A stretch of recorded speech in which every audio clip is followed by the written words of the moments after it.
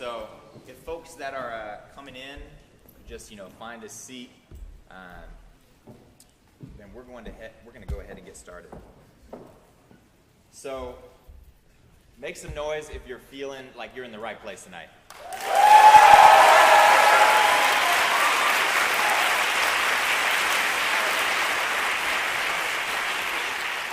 Make some noise if you're an Ohio State student. I'm an alumni, and I know that there are other options on Saturday nights at 7 o'clock. So I'm glad that you chose to be here. Make some noise if you're a Columbus resident.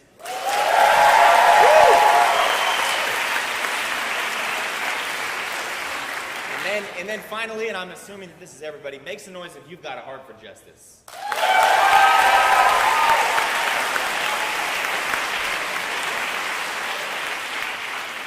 So my name is Stuart McIntyre.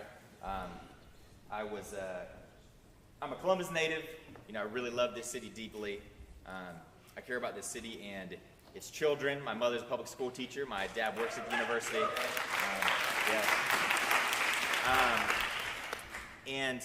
I'm here tonight because, to be quite honest with you, I've had 2 friends die in the last 2 years because of this fucked up system. And I have a lot of pain and anger. And I see a lot of pain and anger. And I also have a lot of inspiration because there are some really wonderful people in this city who are doing everything they can to heal their communities, to build power, to actually challenge the powers that be, the leadership in Columbus, and get somebody in there that's actually going to deal with the issues our city has been ignoring for decades. Yeah. I have the privilege of being your MC for tonight. So unfortunately, you're going to have to put up with me for a little bit. Now that I've introduced myself, I actually want you all to get to know each other a little bit. So I'm going to have us do an exercise where I want you, and I need someone to model it with me. Who can model this exercise with me? All right. So one person is going to say to the person next to them, okay, I see you. I see you. And then you'll respond when someone says that to you. It's nice to be seen. Because so much of the dehumanization that's happening in the world, so much of the oppression, the injustice, because we really don't see people as fully human.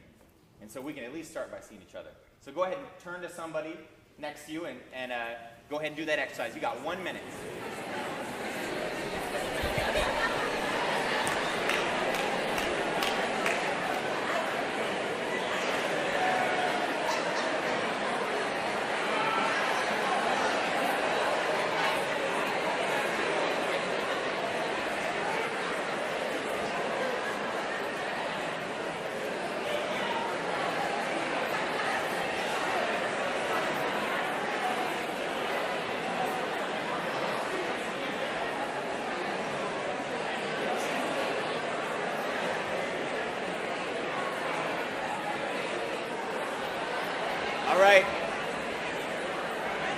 All right, y'all.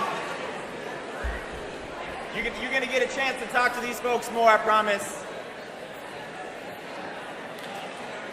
All right. If you can hear my voice, clap once. If you can hear my voice, clap twice.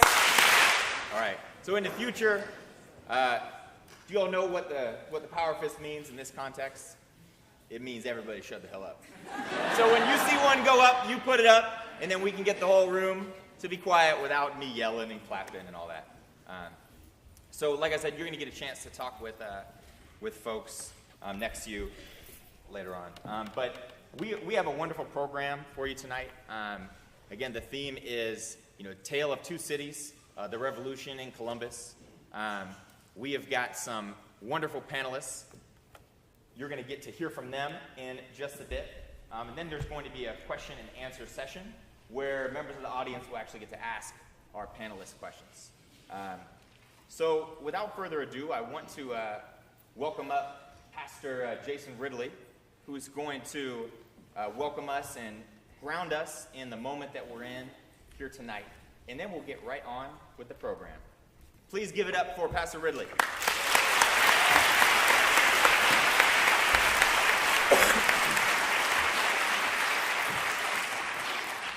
good to see everyone here tonight. Can everyone hear me? Good. So, what happened in 2008? Anyone? Somebody help me. Somebody heard I mentioned the name? What happened?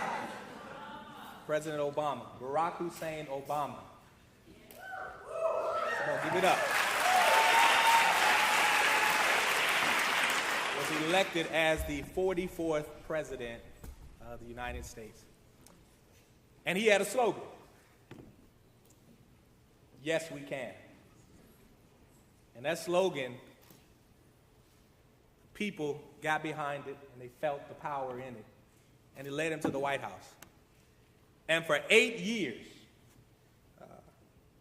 he worked hard to make this country a better and more inclusive place for everyone. Well, unfortunately, he's no longer in office. And in a lot of ways, our country has taken steps backwards. Our states, including this state, has taken steps backwards. And even this city of Columbus that we live in has taken steps backwards. Yet I still believe tonight. I still believe. You know, the Bible says that faith is the substance of things hoped for, the evidence of things not seen. And I still believe because the vision, even though he's no longer in office, yet the vision still lives on. Because it lives on in you tonight. And that's why you're here. It lives on in all of our speakers who are here tonight. And so my prayer tonight is, as we've come shouting, yes, we can, but when we leave this place, we'll leave believing that yes, we will. God bless you.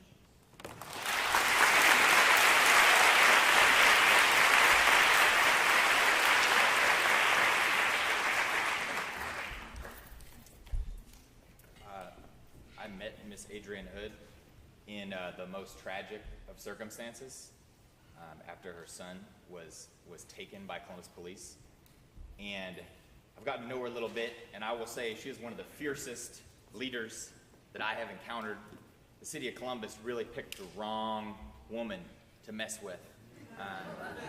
And without further ado, I would like to bring up our first speaker of the evening, Miss Adrienne Hood.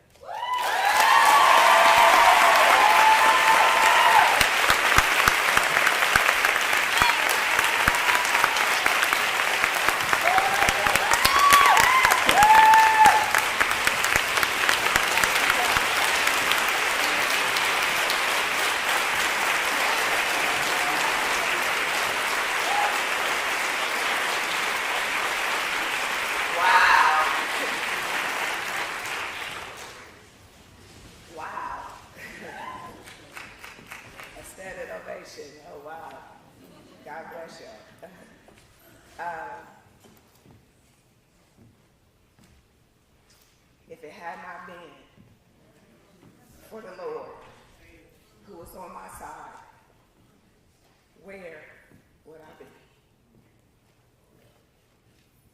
I would be out of my mind. I would be bitter. I would be angry. But God, I have asked him many, many times, why me? Why my child?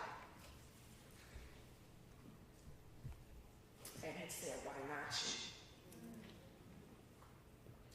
I always tell the Lord, whatever purpose you have for me, I'll do it. But I didn't think that it was going to be this kind of purpose.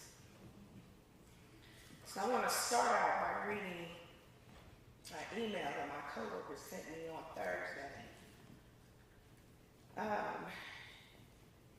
And it's called Scars of Love. Some years ago, on a hot summer day in South Florida, a little boy decided to go for a swim in the old swimming hole behind his house. In a hurry to dive into the cool water, he ran out the back door, leaving behind shoes, socks, and shirt as he went. He flew into the water, not realizing that as he swam toward the middle of the lake, an alligator was swimming toward the shore. His mother in the house was looking out the window, saw the two as they got closer and closer together. In utter fear, she ran toward the water, yelling to her son as loudly as she could. Hearing her voice, the little boy became alarmed and made a U-turn to turn towards his mother. It was too late. Just as he reached her, the alligator reached him. From the dock, the mother grabbed her little boy by the arm, just as the alligator snatched his legs. That began an incredible tug of war between the two. The alligator was much stronger than the mother, but the mother was much too passionate to let go. A farmer happened to drive by, heard her screams, raced from his truck, took aim, and shot the alligator.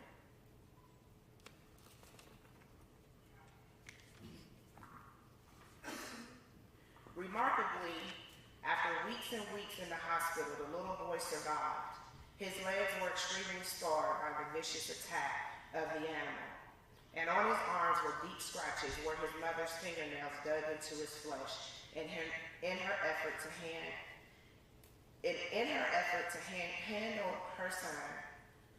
on to her son as she loved. The newspaper reporter who interviewed the boy after the trauma asked if he would show him his scars. The boy lifted his pants legs, and then, with obvious pride, he said to the reporter, "But look at my arms. I have great scars on my arms too. I have them because my mom wouldn't let go." Timing is everything. So when I got this email from my coworker, I said I have to use that. You know, oftentimes when we are in situations of trauma, we just let go. We get depressed, we give up, we throw our hands up and say that there's nothing else that we can do. Not me. I never run from a fight. And I will not start now. We went through the grand jury process. Well, first let me back it up. We went through the police process with Columbus Police Department, who investigates themselves. That's problem number one, because a house divided cannot stand. So how in depth are they going to do that investigation? So nonetheless, we had to go through that hurdle. And then we get to the next hurdle in our prosecutor's office with Ronald Bryan, who, by the way, has already reported 9 times out of 10, he doesn't feel that the officers have done anything wrong. So with him having that mindset, how thorough is he going to be about presenting a case to the grand jury? That in essence has to then come after the people who he relies on to keep a job. If we be honest about it, he's not going to do that. And he showed us time and time again that he's not going to do that. He's been in office for almost 20 years or better, and there's never been a police officer indicted.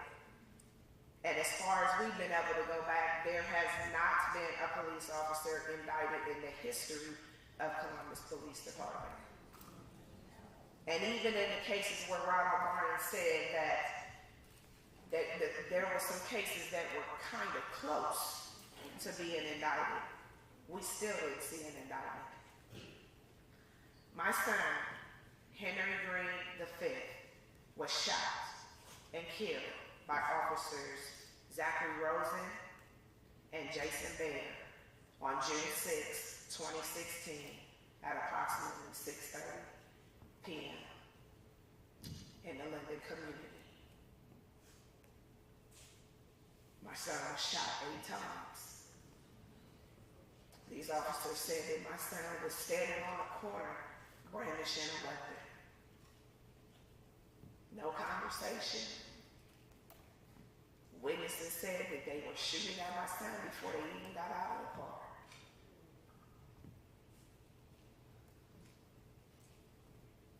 Eight times they shot my son. Officer Rosen fired 15 shots at my son. Jason Bear fired 8 shots at my son. It was broad daylight. People were getting off from work. Children were in the yard playing. Not even feet for my son. And these officers showed no care for our community, a community in which I grew up in. My grandmother still lives in the same house in the Linden community. Aggressive policing. Programs like Summer Safety Initiative are continuing to take African American men off the streets, and these officers are being justified in shooting our family members down like dogs. And I say that because one of the witnesses actually thought they were shooting a dog. When she looked over, she did not see my son up. They were standing over my son, shooting him like a dog. Her words, not mine. And my son is no longer here because of that. So like I said, I'm not going to stop just because the grand jury did not indict. I will continue to fight. I've been meeting with representatives trying to get mandated drug testing for officers, especially when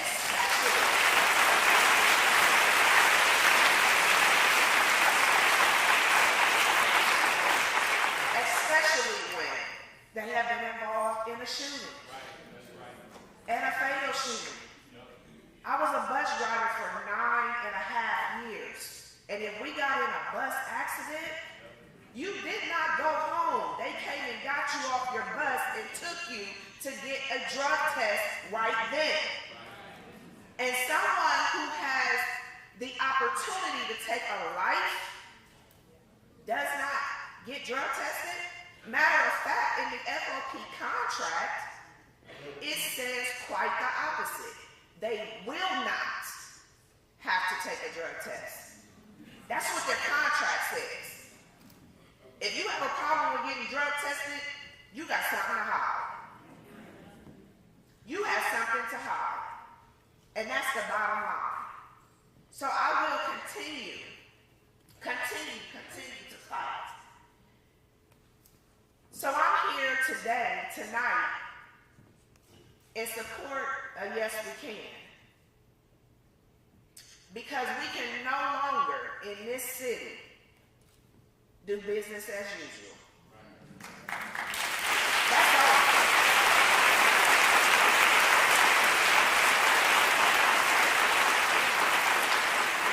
That is over.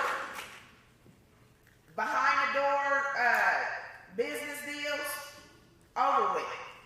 Established Democrats, over with.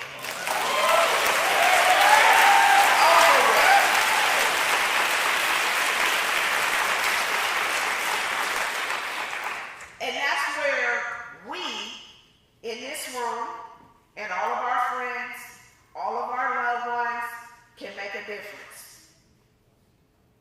Take what you learned tonight back into your communities. Get them to be busy, advocating for Yes We Can, and people who are really ready to be change agents. Because that's where we're at now. We cannot continue to just accept what they give us. It's time for us to fight. It's been time for us to fight. It's time for us to get up and do something about it. And one of the ways that we can do that is getting out to the polls. Don't just be a Democrat and go in there with your ticket and see all the Democrat names and you don't know nothing about them. We can't do that anymore. It's over with. You cannot. Don't go in there naive. Do your research. I seen a post on Facebook. It said, if you want to keep something from somebody, put it in a book. Put it somewhere where they got to read about it. But I'm telling y'all, read. If you one of those that don't like to read, then take you 5 minutes at a time if you have to. But educate yourself about who you are putting in office because it's crucial out here. We losing lives out here. It's bodies laying on the ground out here because we keep putting the same status quo in there. It's no more of that. It's time out for that. Yes, we can is ready to make that difference. We have 2 that are running for city council. We have 3 that are running for the school board. And they all need an overhaul. I've been in Columbus all my life. Trust me when I tell you, they all need an overhaul.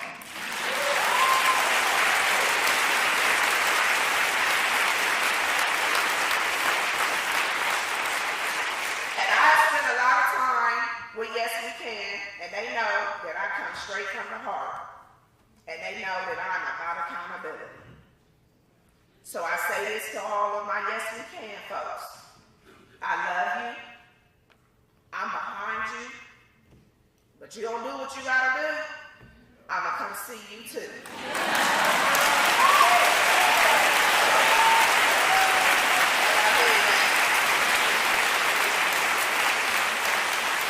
Don't get in there and get comfortable. Don't get in there and get comfortable. It is okay to be different. The majority is not always right. Can y'all say that with me? The majority is not always right. It is time for some change in Columbus. And that change is starting right now. Get these names out there. Do your research on them too. I don't tell you to just take my word for it. Do your research. See what they've been doing. See who comes out into the community when stuff goes down. Because I can tell you one thing's for sure. All of the organizations in Columbus right now, ain't none of them showing up. None of them. And I'm not afraid to say it. We need people that's going to be held accountable. We need people that's going to make things happen.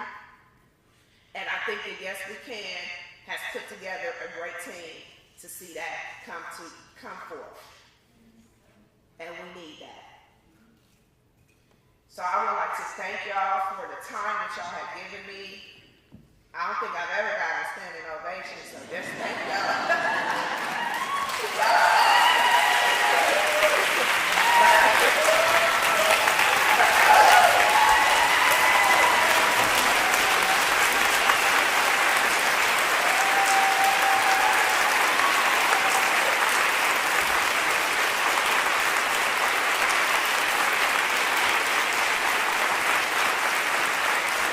But in all seriousness, we can, we will, we have to. We have to. I have another son. I got adopted sons because I'm mom to everybody in my neighborhood. My house is that house. I have a grandson, brothers, uncles. Y'all, it's real. And we have to be willing to make that change.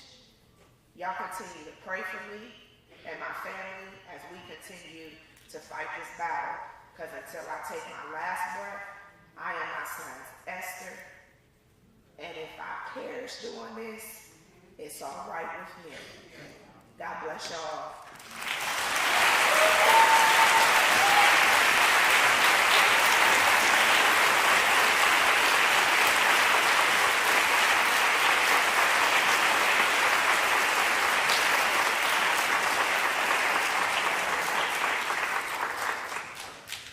So I'm gonna read this little piece first, and of course I'm gonna add on to it. Shaun King is an author and civil rights activist. He's the current writer in residence for the Fair Justice Project at Harvard University and a former senior justice editor for the New York Daily News. King is a highly sought-after voice for racial justice, with prominent pieces on racist police violence and how to change the culture of policing. I have been trying to get in touch with Shaun King since my son got killed. I have been trying to get in touch with Nina Turner since my son got killed. But like I said in the beginning, timing is everything. God seen fit for this time and this moment. Ladies and gentlemen, Shaun King.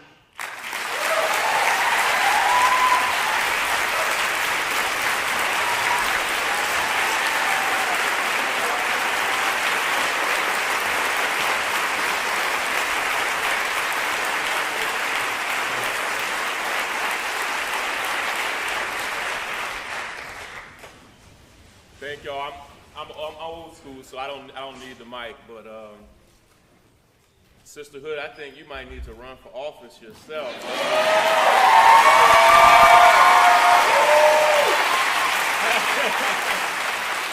Right, I don't know.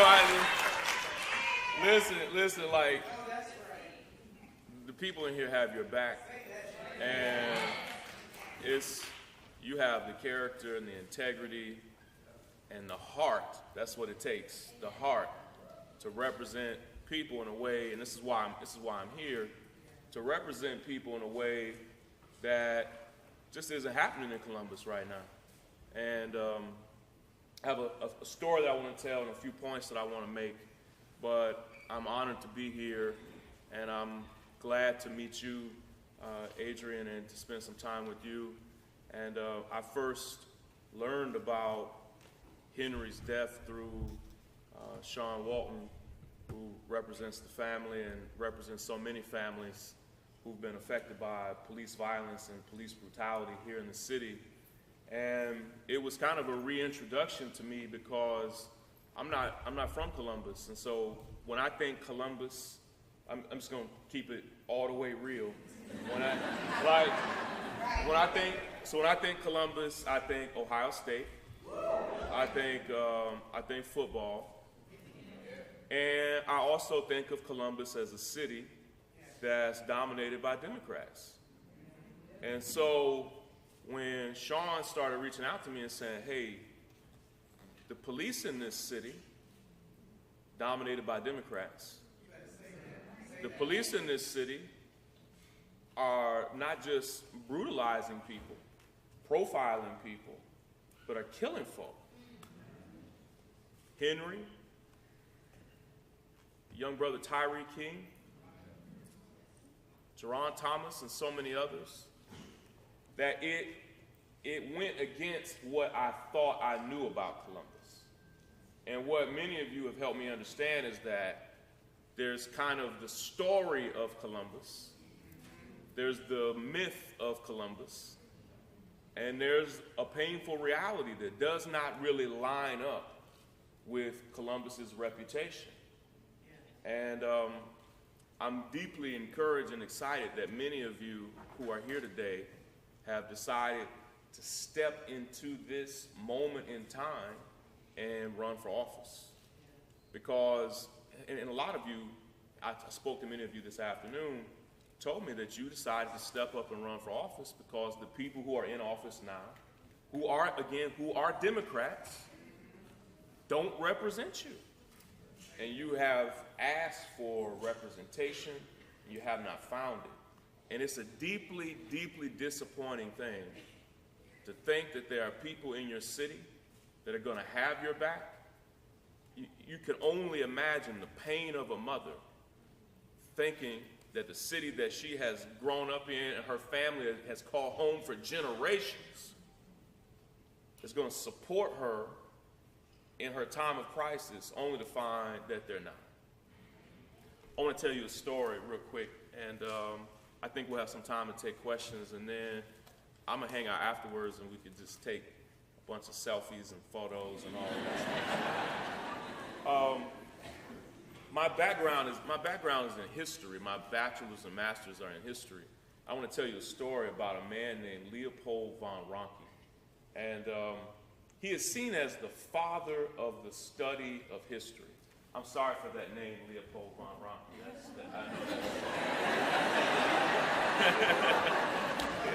I'm sorry.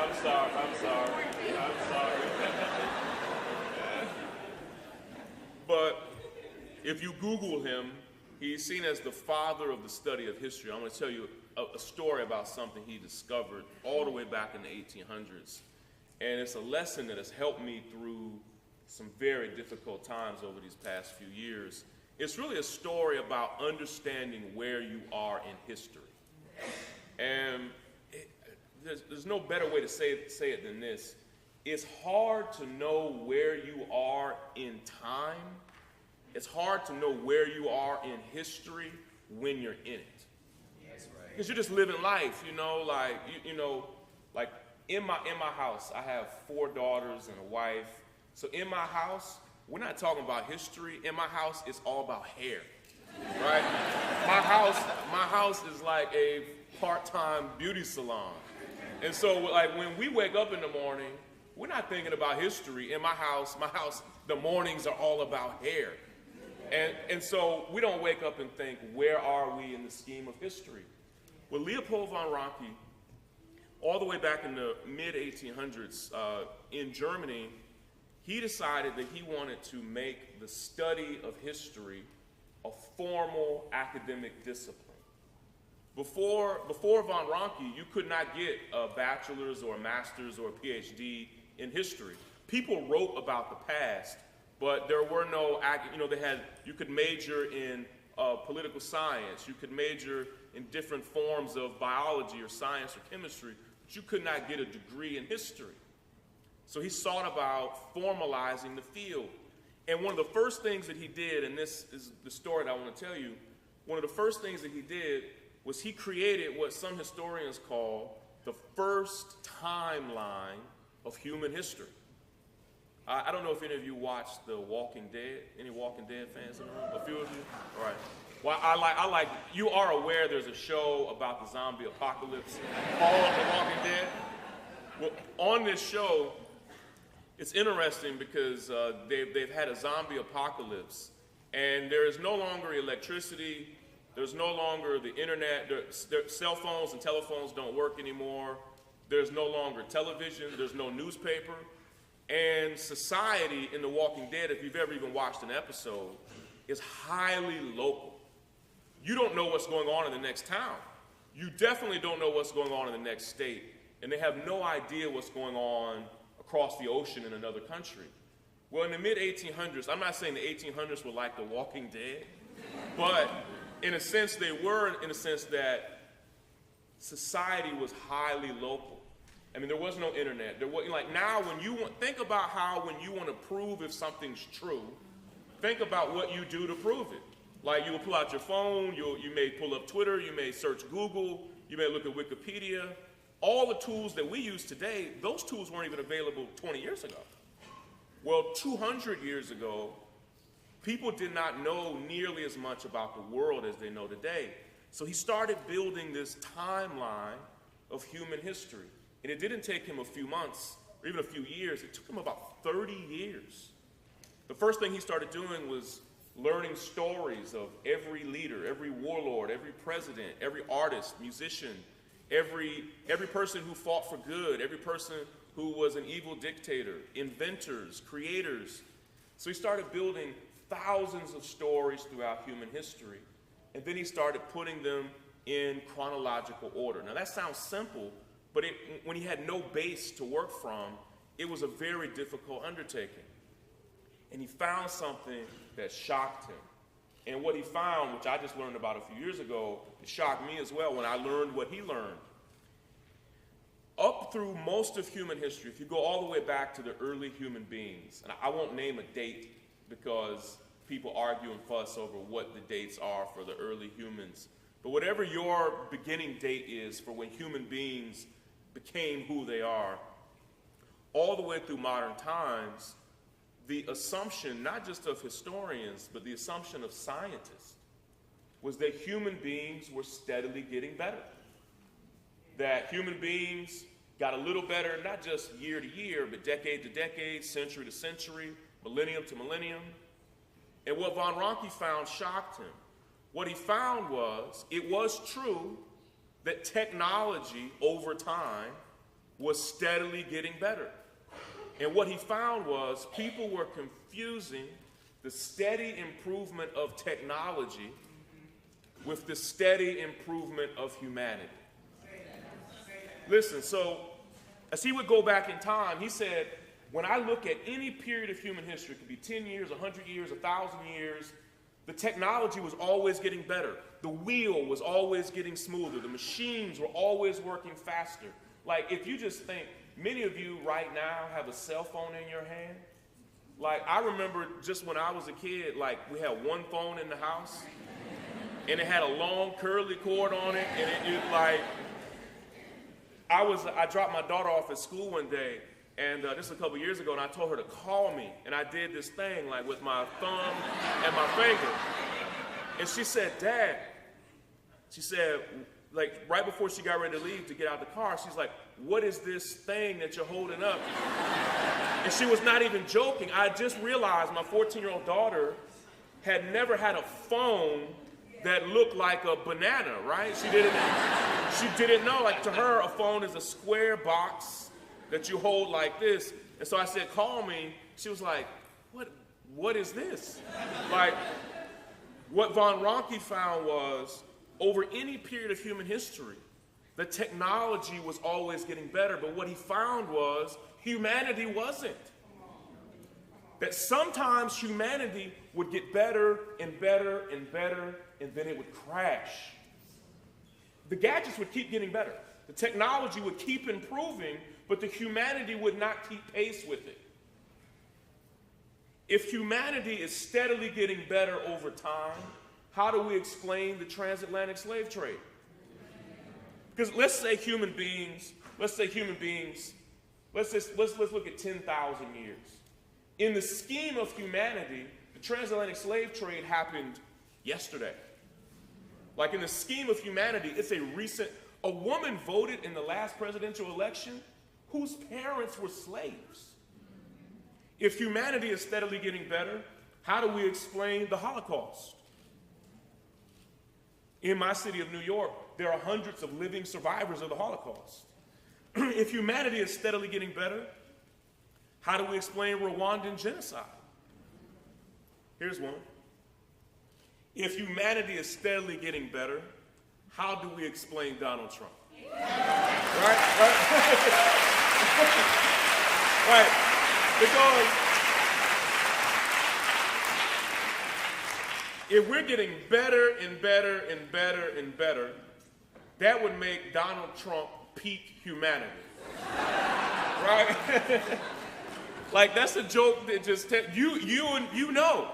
Like, I don't even have to explain to you that can't be true, because you already know that that's not true. Here's the thing. Our technology gets better and better and better, but humanity rises and falls, rises and falls. And a lot of us were operating under the assumption, I was, that this country was getting better. I did a study on a phrase that people said, and I found that they had said it almost 500,000 times over the past 4 years. It's some variation of this phrase. Something horrendous or ugly will happen in our country, and people will say some version of this phrase. What is this, the 60s? What they didn't understand is what they were saying was, I thought there was the 60s and the 70s and the 80s and the 90s and the another variation of it is, some people will say the phrase, it feels like we're going back in time. What's happening there is people are exposing, when they say, what is this, the 60s? Or this feels like the 60s. What they're saying is, I had a definition of time that was linear. I thought we were getting better and better and better, but how could we be getting better when it feels like the past? What's happening is events that are unfolding that we are experiencing in real time feel like a time that we thought had passed. And it's messing with your mind because you thought time unfolded like technology unfolds. You thought humanity unfolds like technology, but it doesn't. I want to tell you, and it's important for you to understand it, because you can't rise to a moment if you don't understand what moment you're in.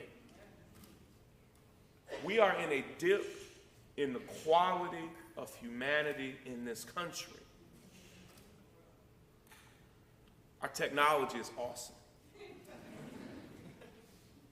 It's faster, sleeker, clearer. How many of you have watched an entire season of television on your phone? Have you done that? When I was a kid, that was like science fiction.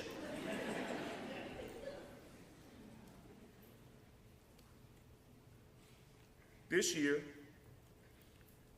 I just looked at it right before I came up. As of this morning, 815 people have been killed by American police this year. This year. Most of us in the room, most of us, probably could not name 5. Most of you would struggle to, I'm not dissing you, it's the reality of news in the time of Trump. That news that's essential is hard to find.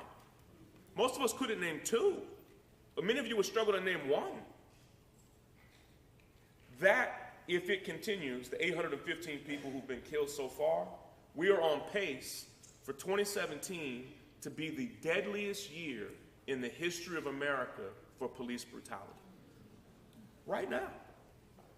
Did you know that the deadliest hate crime against African Americans, at least since Tulsa, all the way back in the 20s, the deadliest hate crime against African Americans did not take place in the 1940s, 50s, or 60s, but the deadliest hate crime against African Americans took place when Dylan Roof walked into that Charleston church and killed the pastor and 8 other folk.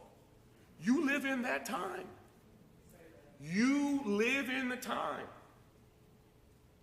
of the highest brutality against African Americans by police. You live in the time of the greatest hate crime against African Americans.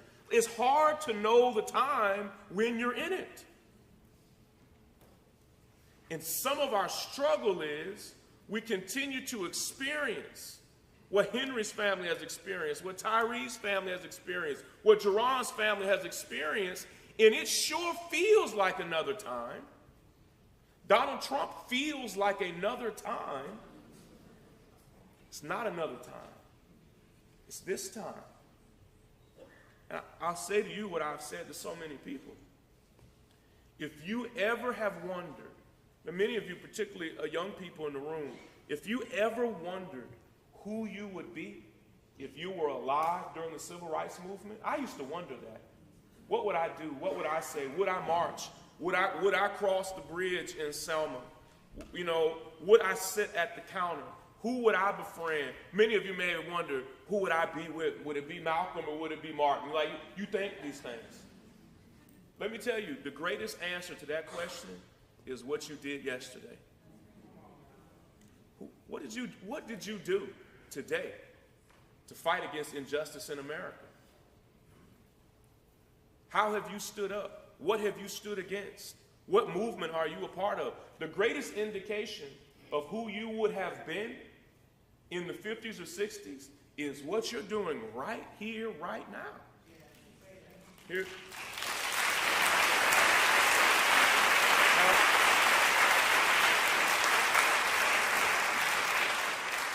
I'll close with this thought. And so much more to say, but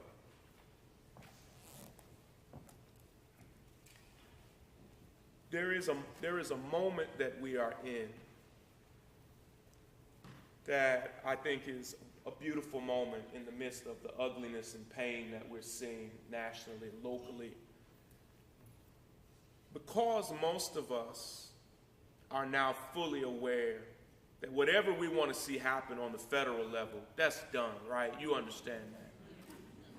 Like, if there's an investigation you want to see happen, a policy you want, now, it doesn't mean we don't fight against certain things or fight for certain things.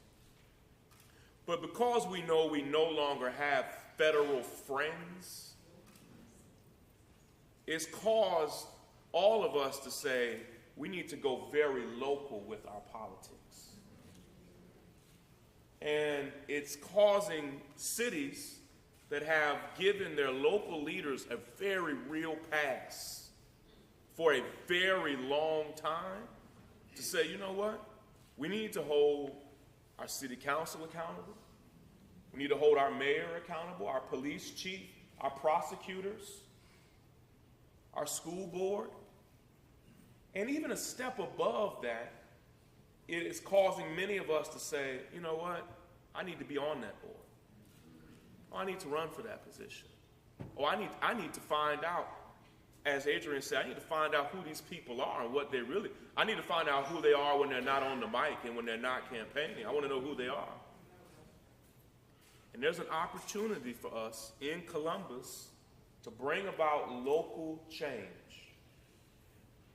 And you have so much power to do it, not just through your votes, but through your pressure.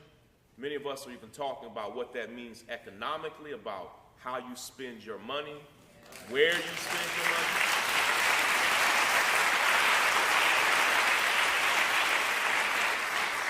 We've given a lot, we've given some decent people a pass for far too long. Some of them need to be replaced. And many of you who are going to replace them are in the room. And I want to support you. I'm honored to be here in the room with Senator Nina Turner, who will be up here in a minute. And I know for sure that her organization, Our Revolution, wants to support local leaders all over the country who are standing for change. Let me close with this final thought. Because it's a difficult, I get to leave town, and so I can say something difficult because I fly home in the morning. Listen, everybody who looks like you is not for you. Listen, let me break it down.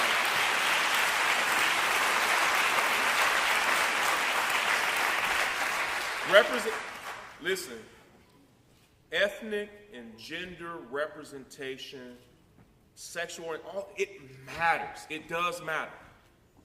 But many of us have been duped into believing that a black mayor, a black city councilman, a black congressman had your back, only to find out that they are as much a part of the establishment and of the system. And this is peculiar, and sometimes do more to fight against black causes than a comparable white person in the same position. Now, we need to get into the details of not just what does the person look like, all right? I'm not saying it doesn't matter, but we need to get into the details of what they believe in and stand for, all right? So, thank you. Thank you for having me, and I look forward to being here. Thank you all. Give it up for Shaun King.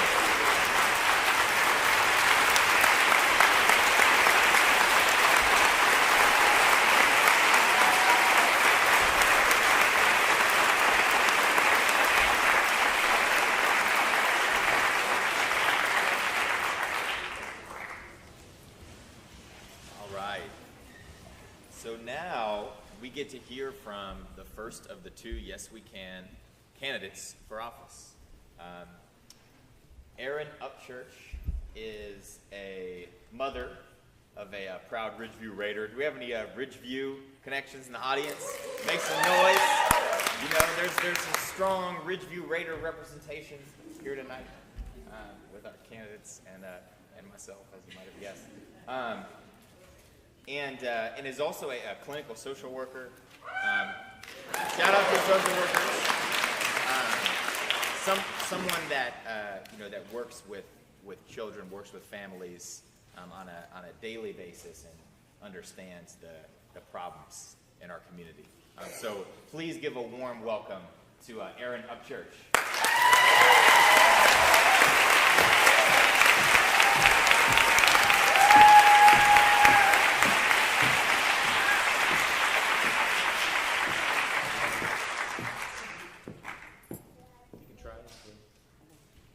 Good evening. Last year, on September 14th, Shaun King was murdered by Columbus Police Officer Brian Mason. And on September 15th, our children returned to school. My own children, my son, who was 14 at the time, he's like, please don't make me come up there, 14 years old at the time, and my daughter, who was 12. Not only did our children return to school, but they had to turn in homework, memorize facts, they had to take tests, and they had to respond appropriately to adults who either didn't know about Tyree's murder, or maybe they just didn't care. You see, it is our youth who are ultimately impacted by the violence and brutality of our police department and the silence and inaction of our local elected officials and leaders. We know the stories, we know the statistics, we know the numbers, we know the statewide test scores of our schools, and we know that we live in a city that is segregated with vastly different stories across zip codes. But what we don't talk about here in Columbus, and what you will not see in the headlines, are the ways that we are absolutely failing our youth.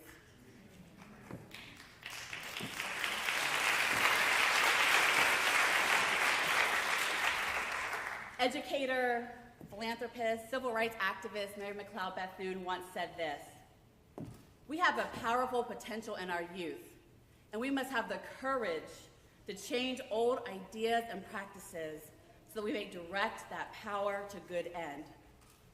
And so when our children see our city funding programs that targets them and their families and their friends, it's really hard for them to believe that Columbus wants them to succeed. When our education system supports a school-to-prison pipeline, ignoring the need for reconciliation and restoration, our kids are not connected to their potential or their power. And when our kids are forced to tolerate the vast inequalities and inequities in our district, which happens to be the largest district in the state of Ohio, they are being told time and time again that their value is dependent upon their zip code and that their lives effectively do not matter.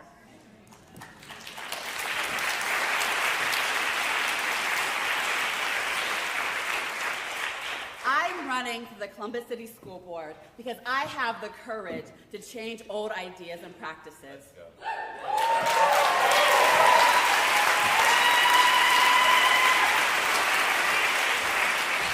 I don't want a seat at the table to sit there silently just to be at the table. I want to be at the table because I want to see change and I want to be change. I am an unapologetic advocate for our youth and our communities, and I know that there is too much at stake right now for us to rest in yesterday's approaches and the lack of vision. We need partnerships that will invest in our youth. We need to empower our families to be engaged, and we need to be a non-negotiable stand for equal and equitable access to resources and opportunities.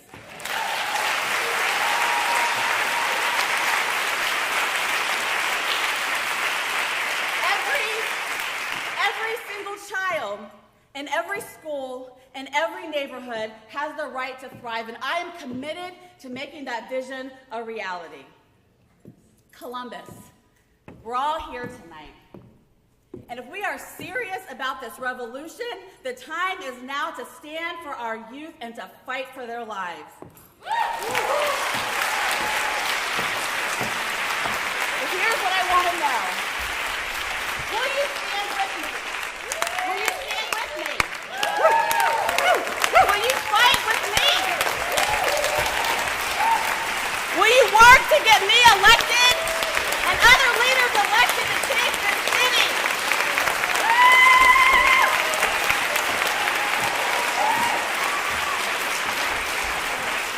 I want you to take a moment. I want you to put your fist in the air. I want you to stay to your feet if you can. And I want you to make some noise. Let everybody know that we are serious about taking back our city and our schools. Let them know that we are here. We are serious. Yes. Yes.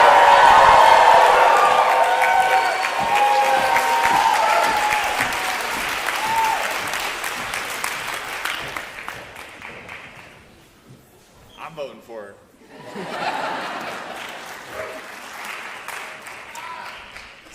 So next, we're gonna have Jasmine Ayres join us. Jasmine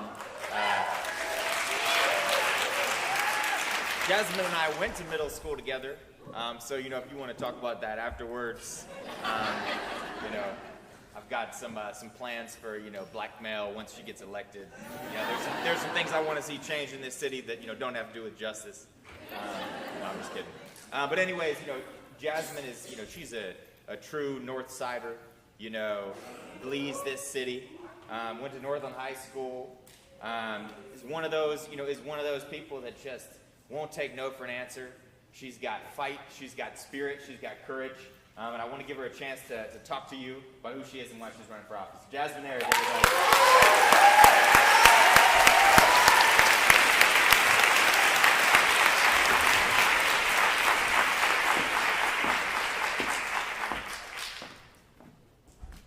You want the mic? You put this one. They told me, I didn't know there wasn't going to be a podium, so I have to think. Whatever, so, yeah, I'll just lean up against here. We'll make it happen. Okay.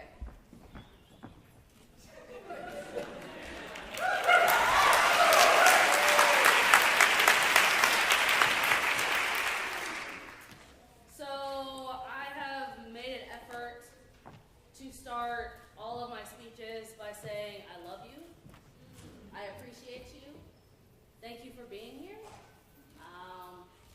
and we're going to do great things. So I just wanna be So the love that I feel in this room is one of the reasons why I decided to run for city council. I was born and raised on the north side of Columbus. I love this city more than anything in the whole world. More than anything. Maybe with the exception of football. But more than anything in the world, I absolutely love this city. But it's not easy growing up here, and it wasn't easy for me to grow up here. I was fortunate to have a really amazing, supportive family, but I still know what it's like to have to boil water to take a bath. It's real. I know what it's like to see your mom cry trying to figure out how she's going to pay these bills. I know what it's like to have a list so long of people you've lost to gun violence that you can't keep track anymore. I coached football at Northland High School for the past 2 years. And in the 2015-2016 school year, we lost one of our young men. He was shot and killed in front of his house. 8:30 p.m., good neighborhood. And this was just one of 3 homicides that had occurred at Northland High School that year. One of 3, just in the 2015-2016 school year. It's hard out here. Our people are suffering, and we have to take a stand and do what's right for every citizen of Columbus, regardless of what zip code they live in. Our growth as a city is exciting, and it has the potential to unlock limitless opportunities for the residents of Columbus, but unfortunately, the growth of that city is not benefiting working class people and people of color.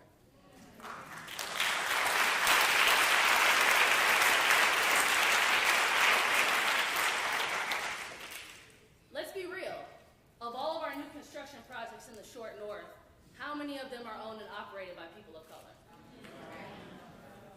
In a city that's 30% African American, why do we only make up 6% of the police force? Why, as a city, are we knowingly allowing our children in Columbus City schools to struggle to cope with violence in their communities and the transition from high school into the workplace? These are all tough questions, but we have the ingredients to be the best city in the Midwest. I absolutely believe that with everything in me.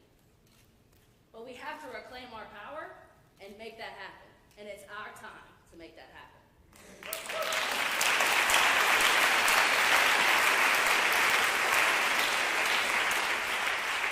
And I want to tell you about what that looks like, what my vision for the city of Columbus is, and what I hope that you'll join me in. First, we must ensure equitable economic development for all Columbus neighborhoods.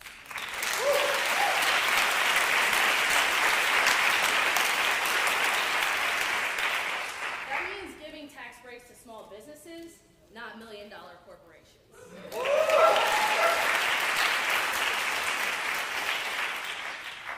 That means bolstering job programs for our recently incarcerated citizens. They serve their time, they deserve that job. Improving our neighborhoods should never be about removing its current residents to replace them with wealthier residents.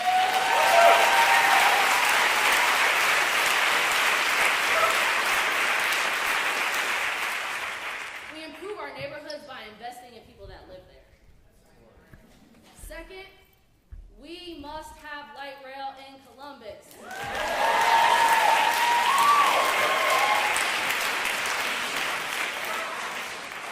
We are on the campus of one of the nation's premier research institutions. We have a highly skilled workforce. There is no reason why we should not be investing in infrastructure and transportation for the future.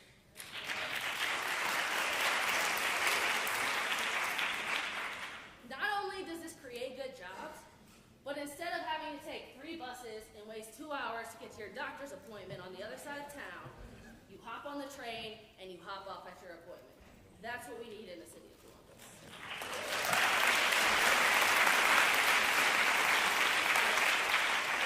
I got two more for you, and then I'm going to wrap it up.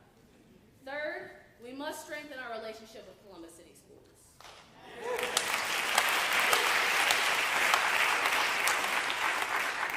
City officials should be consistently in our schools speaking about our different career opportunities. What is a civil service exam?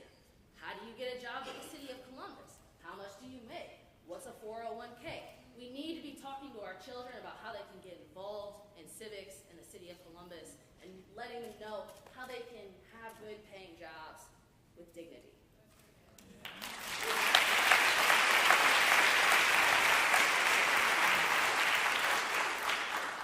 We also need better summer jobs programs for our youth that pay well. Paying a kid $8 an hour is not okay. We need to treat them with respect. We need to have good paying jobs with them. Let's have construction projects in their neighborhoods where they're fixing up blighted homes.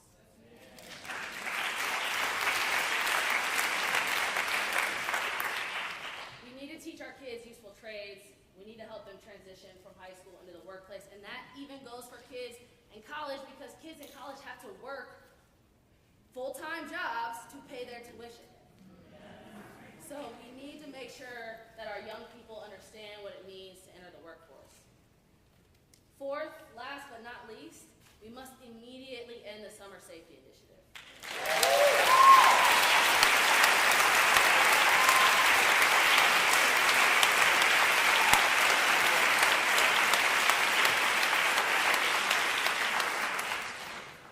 Harassing and killing poor people of color is not good policing.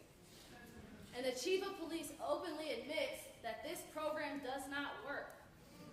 Every summer, crime increases, so they deploy these units, these undercovers. And every year, crime increases, and every year they deploy these units.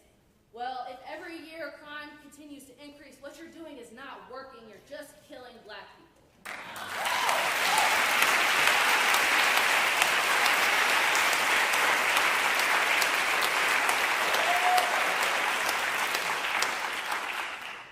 And together, I know that we can accomplish all of these things. So I want to leave you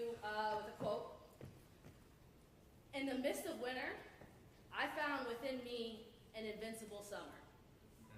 Columbus, you are my invincible summer. I love you. I will continue to fight for you. But I challenge you to find your invincible summer. Because we need you.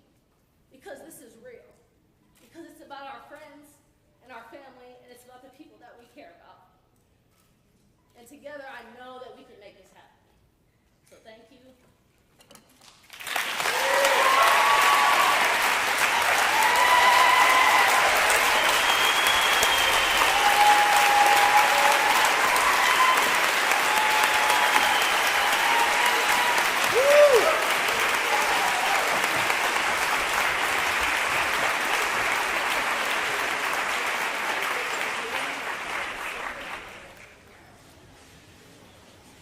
All right.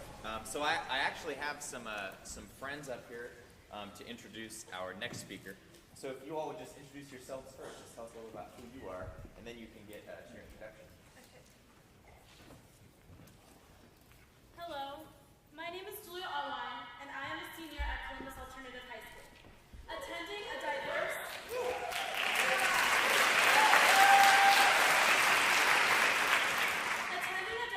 inner city school has given me an understanding of social issues and inspired me to fight for change. Last year, I spoke in front of the State House in protest of Trump's ignorance and hatred. I formed a social justice group at my high school that advocated for minorities and human rights, and I will not stop fighting for change until Columbus is a city of opportunity for everyone.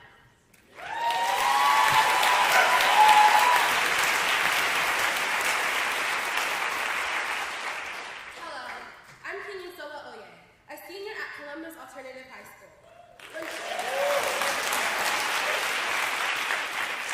When Trump got elected, I realized how essential it was for me to take a stand against blatant racial and religious profiling.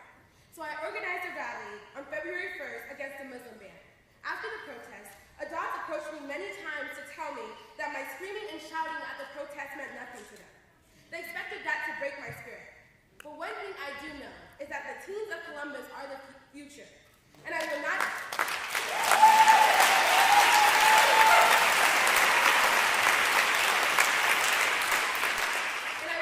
stop fighting until this city achieves greatness.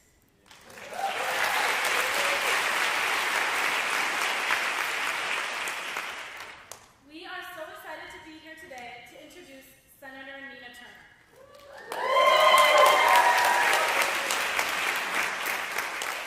We are all here today because we believe in a Columbus and in America that no longer tells two different stories of justice. And I believe that when we talk about these issues, women have voices that matter. We have voices that should be heard, and we have voices that can and will create change. No one exemplifies this more than Nina Turner. Her passion in fighting for progressive ideals has and continues to inspire me and many others, not only in Columbus and Ohio, but throughout the country.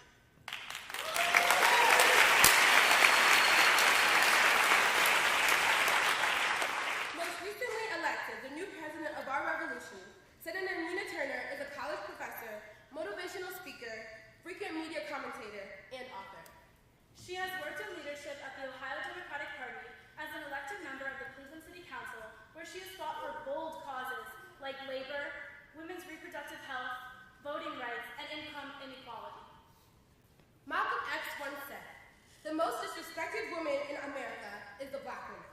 Even with all these obstacles against her, Nina Turner still fights for racial and political justice. She inspires me to ignore the hateful words of the masses and continues to stand for basic human rights. It is essential that during this horrible time in our country, we cannot stay silent. We must continue to join forces and look to progressive leaders like Nina Turner. So please join us in welcoming to the stage, Senator Nina Turner.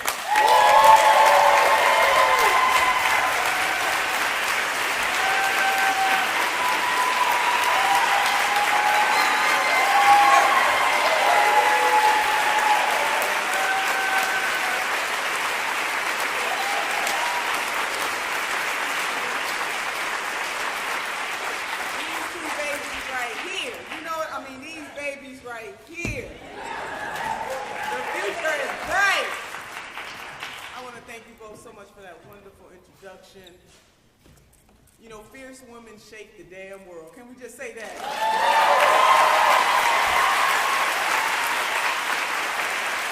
just feel like the future is in good hands with these two young sisters right here. We have nothing to worry about. And I just want to thank you so much. That's the best introduction I've ever had. Yeah. Columbus!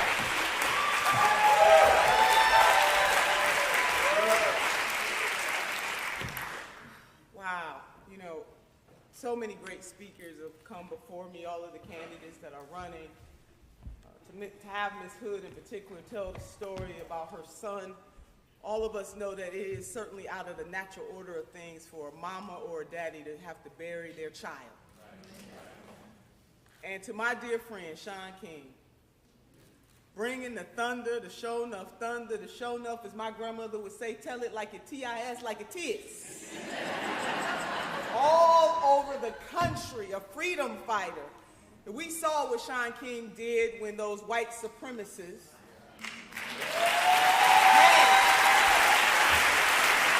posted up. Has anybody seen these folks right here? And he helped the police find them. And I just want to thank him because he is a modern day freedom fighter in every sense of the word.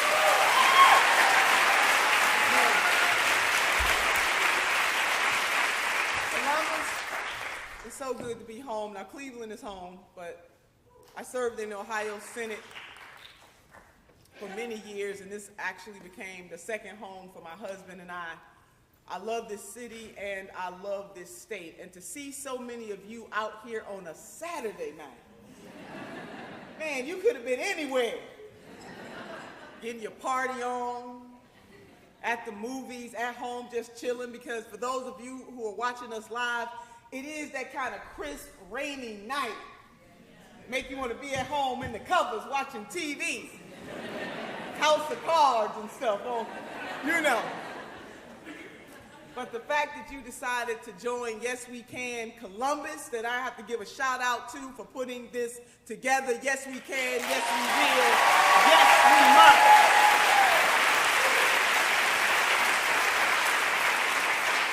The Working Families Party doing the daggone thing, give them a shout out. And I want to thank our revolution, who I am representing tonight.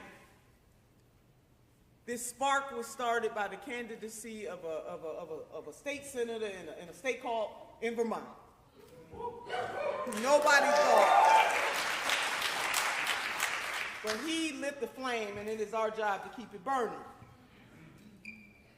And so for our revolution, that is our mission, to keep the flame burning on the local, state, and federal levels of government. Sisters and brothers, we just can't bring back a progressive America and overlook locally elected officials. Local elections matter too.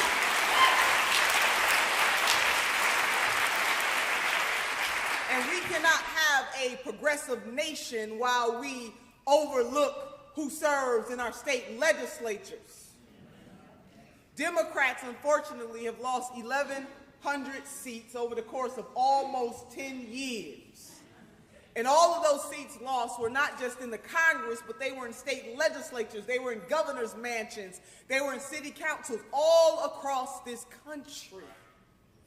And we cannot just focus in on presidential election years. Sisters and brothers, there is no such thing as an off-year election. Every single election cycle matters.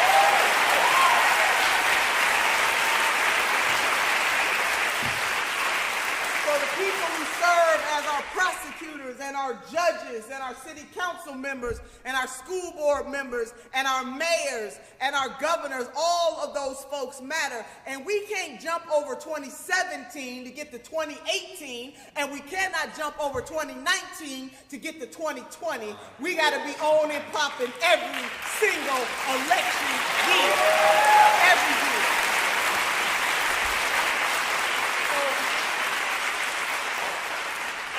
About you, but I'm feeling really heavy.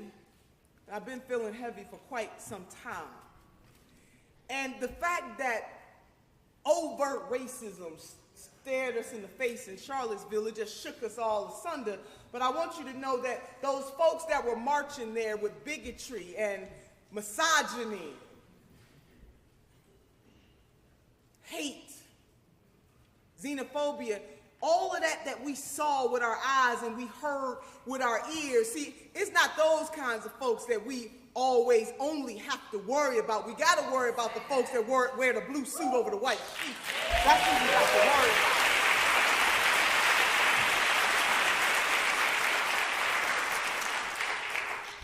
But I am here to bear witness tonight that there is no force on this earth that can stop a committed, conscious people. And I'm talking about the rainbow mosaic of humanity. And that is what we represent. And so when we see folks that want to take us back to a time where we had the colored water fountain and the white water fountain and it's staring us in the face, we had to stand up to that hate and bigotry in Charlottesville. But that's the easy part of the assignment. The hard part of the assignment is standing up to folks who whisper sweet nothings in our ear when it's time to run for office. Don't do a damn thing when they get in that office. That's what we got to fight.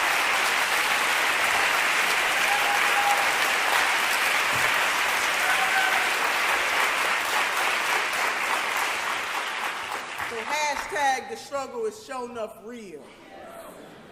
And so Shaun took us back in history and he made me think about the 3 revolutions in this country.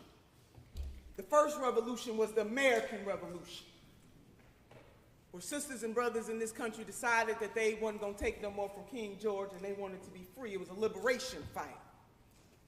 But yet in the midst of that liberation struggle, this country continued to hold on for dear life to slavery. The American Revolution in the 1700s.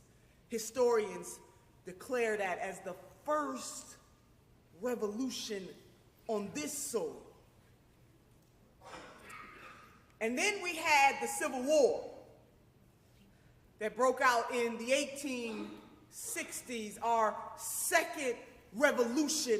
That struggle was economic. It was about whether or not as a nation we were going to continue the oppression and enslavement of black folks in this country. That was a revolution. And then in the 1960s, the civil rights movement. So we got 2 very bloody revolutions, and then the civil rights movement of the 1960s was relatively bloodless, but it was a liberation fight nevertheless. Revolution changes things. And I would argue that in the 21st century, in 2017, we need another type of revolution.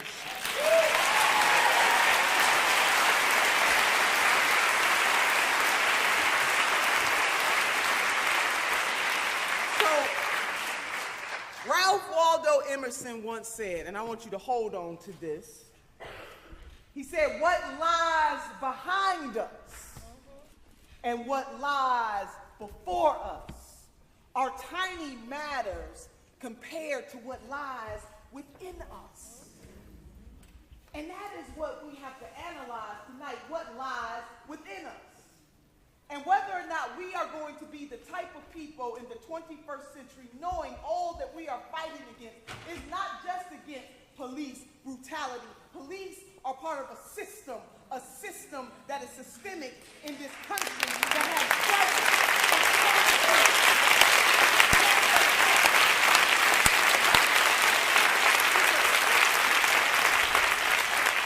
and whether we are going to have the courage to stand up to the people who sometimes look like, as Shaun King said, that they are for us, but when it comes to putting something on the line, they run and hide. And it is time out for that, sisters and brothers. What lies within us? And so we continue to elect these people to office who don't have a spine. And I was told a long time ago that you can't give somebody that doesn't have a spine, you can't give them one. And it doesn't matter to me whether they are Democrat or Republican. I'm tired of us being separated based on political affiliation. We need to keep a brutality.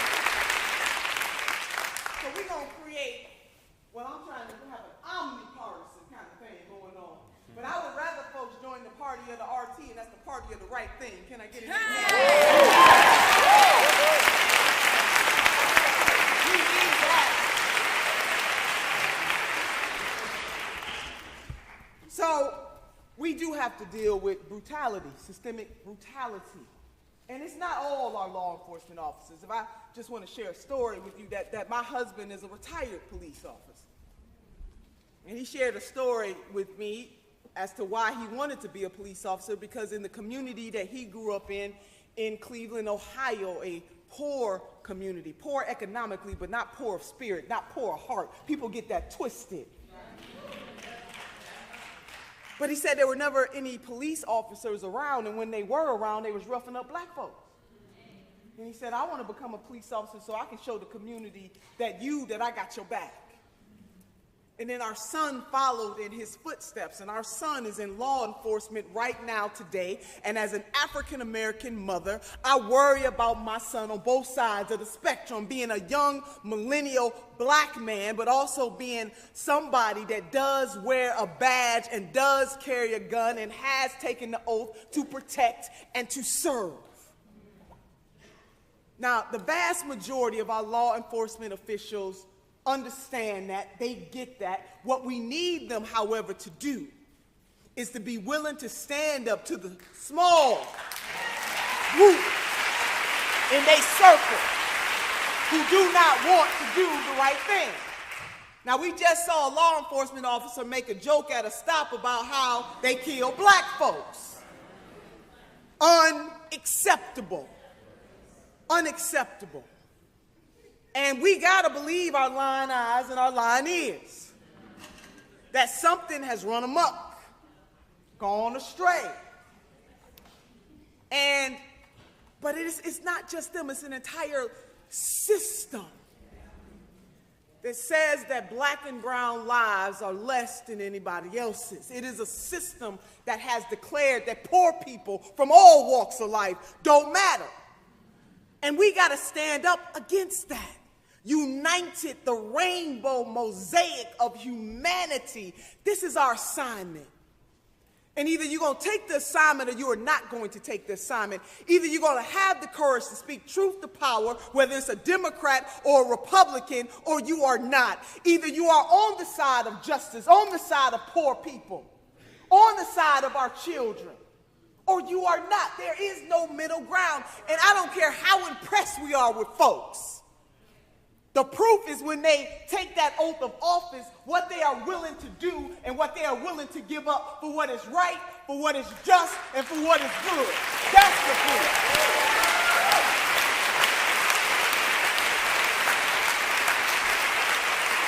And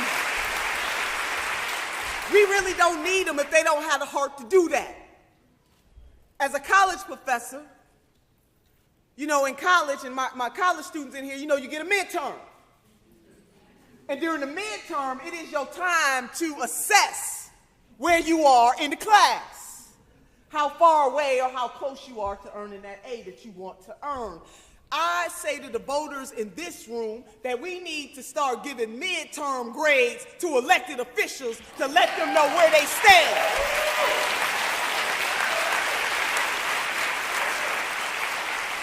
And we don't want to hear the crying and the excuses that they have when they don't necessarily make the grade. Let me tell you something. We don't owe anybody, you don't owe anybody your vote.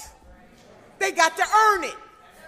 And it's called an election. Every single year, it's an election, and every single year, folks got to earn your vote. And listen, I've been on the ballot many times, and as an incumbent, you certainly feel like, dang, I don't want nobody running against me. I'm doing a good job. You feel that way. Well, I was doing a good job. So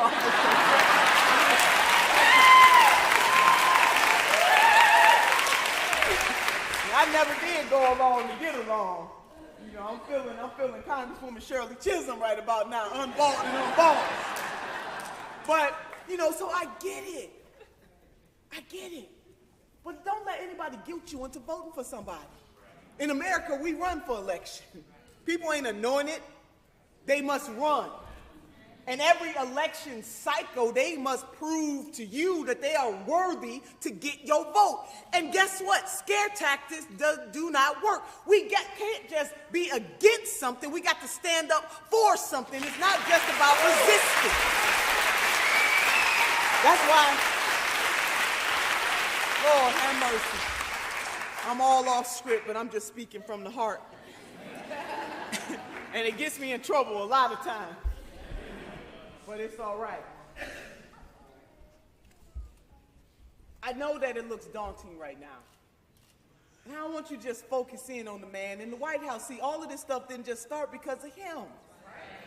And some people want to get you lullabied. See, they're trying to lullaby us to make us think that this is only about President Trump. This is not just about President Trump. We've been losing ground before the man took the oath of office.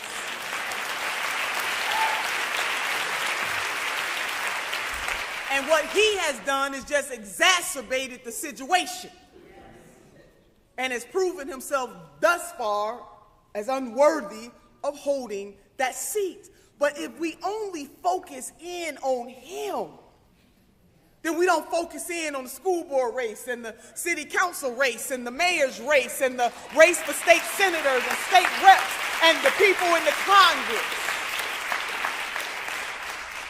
We don't focus on the fact that our sisters and brothers in Flint, Michigan, for almost 4 years, 4 years, still trying to get some clean water. So as we critique the Trump administration and hold them accountable, don't just get caught up on what he is doing. We need to keep our eye on Attorney General Sessions, who wants to bring back the war on drugs.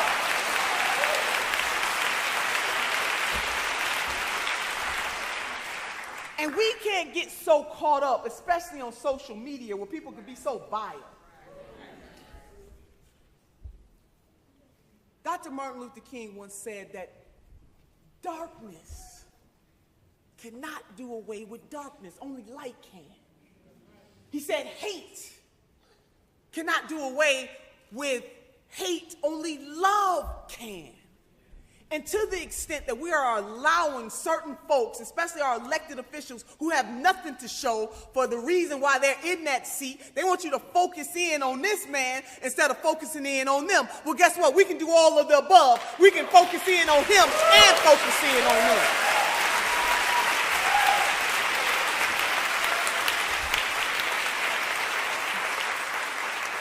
I think our sister Janet Jackson got it right in one of her songs, "What Have You Done For Me Lately?"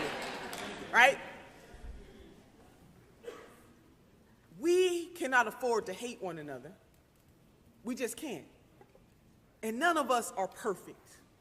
And so when I travel the rural areas of this country and in this state, and I talk to people, even people who voted for Mr. Trump, when I talk to people who have spouses where they're progressive but their husbands are conservative or vice versa, you don't know who the person sitting to your left or to your right, who they love. And while we are taking out, I don't know, I saw some of the most vile, and I've seen some very vile stuff happen on social media. But one person tweeted, several people tweeted, but somebody said something like this, that they believe that the people in Texas deserve to suffer because they voted for Donald Trump. Now, that doesn't get much vile. That is vile. And that is vicious. And I tell you that because none of us can afford to lose our humanity in this fight for social justice. We cannot. We cannot.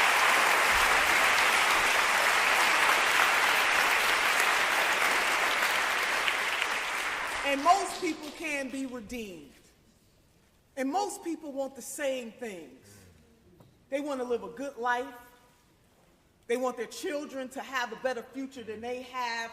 if they have children, they want to be safe, they want to work hard, they want to reap the benefits of their work, and they want to be able to take a vacation and have some nice things every now and then. That's what most people want. And it doesn't matter if they're black or white or Hispanic or Asian or Native American. It doesn't matter, or somewhere in between. None of that stuff matters when it comes down to it. And what we are allowing folks to do is to hold us, to pit us against one another based on who we are, where we are, who we love, who we voted for. I mean, hell, I know people who don't even speak to their family members anymore over this. We're going to fall out with each other over this? Instead of focusing in on the great work that is necessary to take this country to the next level, what pains us so much is that we know that we are a nation of progress. Despite it all, through it all, we are a nation of progress. And we can't lose ground. And if you are a freedom fighter, if you are somebody that's fighting for justice, you can't do that with hate in your heart.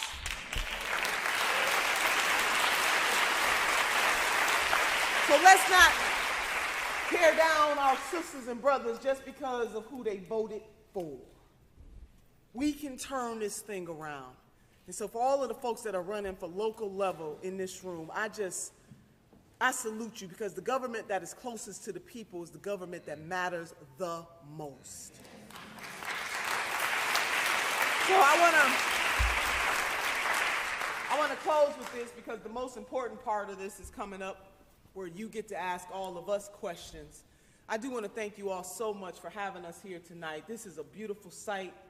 This is a beautiful sight. There's a rainbow mosaic in here. I want everybody that is live, that is watching, to understand that there are people from all walks of life in this room. And see, this is how we're going to change this thing around in Columbus, in the state of Ohio, in the United States of America, us together.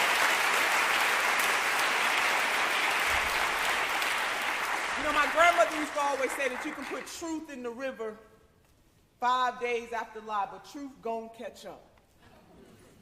And the truth is caught up with us tonight, that as a nation we have left so many people behind, and that it is not okay not to care about our sisters and brothers. It is not okay not to be our sisters and brothers' keepers. None of that is okay. It is not okay for wages to have not kept up with inflation. It's not okay. It's not okay to have the working poor.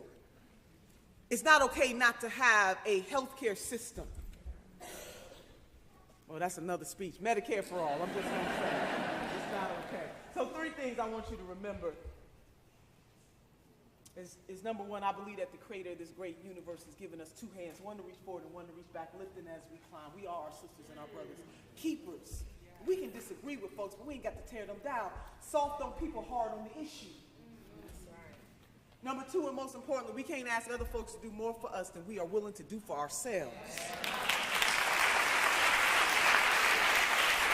Brother Frederick Douglass put it this way. He said, you might not get everything that you work for, but you will work for everything that you get. We understand that together, together, together, together.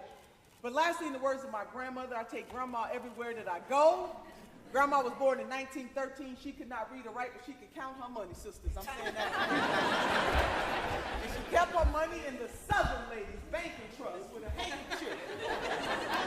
When I asked my grandmother what does it take to be successful in life, she said, my dear granddaughter, all you need are the 3 bones, the wishbone, the jawbone, and the backbone. She said the wishbone will keep you hoping and praying, because hope is the motivator, but the dream is the driver. The reason why we do what we do each and every day, the reason why you are here on a Saturday night of all ages, both young and seasoned.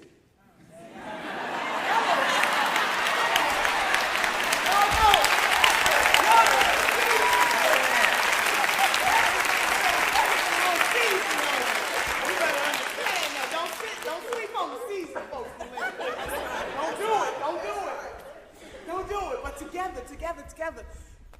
The jawbone, she said, will give you courage to speak truth, the power to lift your voice. You got a voice, and you ain't got to have a fancy title to have a voice. You see, my t-shirt says, titles are good, but purpose is better.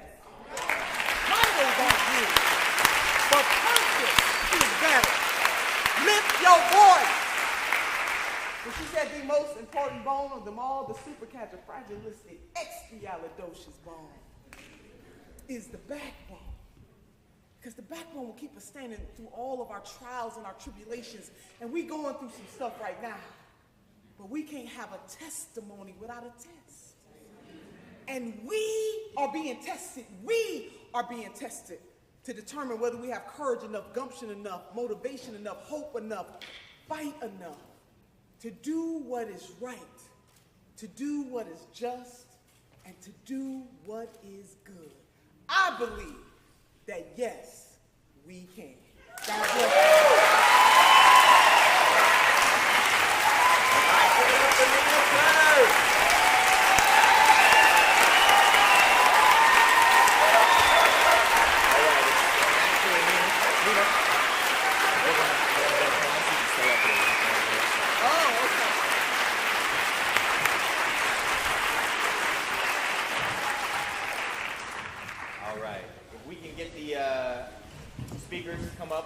Start the panel Q&A session.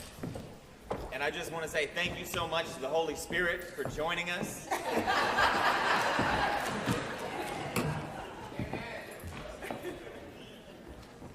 All right.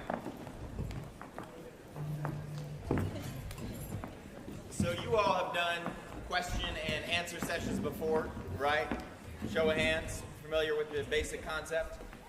Now, so have I, but it's crazy because every question and answer session, you get somebody who comes up and doesn't ask a question. What they say, what comes out of their mouth, doesn't end with a question mark. It's actually just a comment. We're not doing that tonight. So the two rules to follow are ask a question and keep it under 30 seconds. And we're going to, on either side of the aisle, just go ahead and ask folks if you feel moved. Go ahead and form a line, and we'll go back and forth. Taking questions from either side. So go ahead and take a moment to think about it, and we'll get started.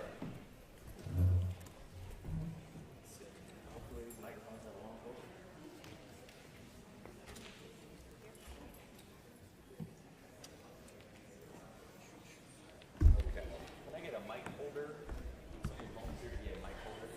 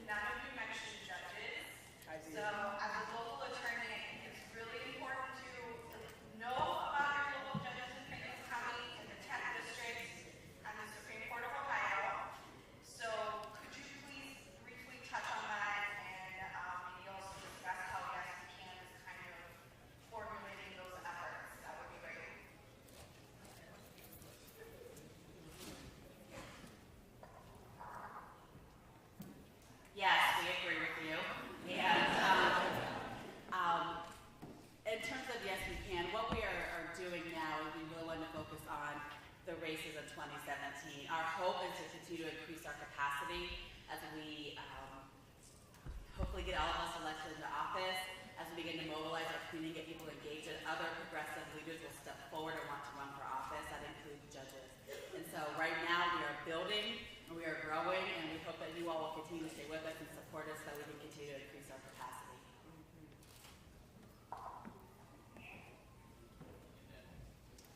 Due to technical difficulties, you'll just come over here and we'll use this microphone.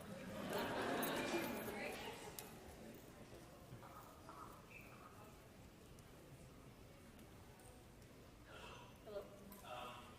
Martin Luther King advocated for unconditional basic income. I was just wondering if anyone had views on that.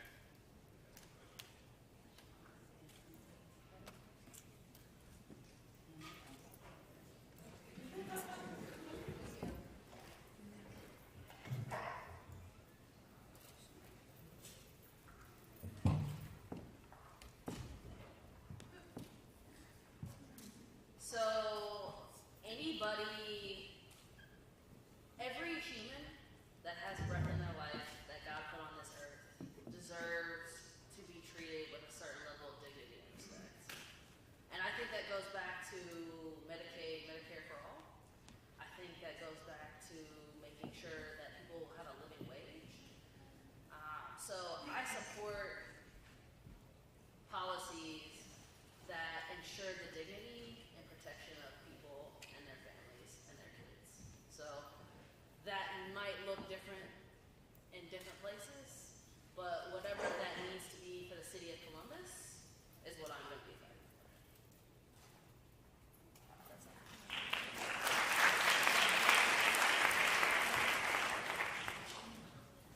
Hi there.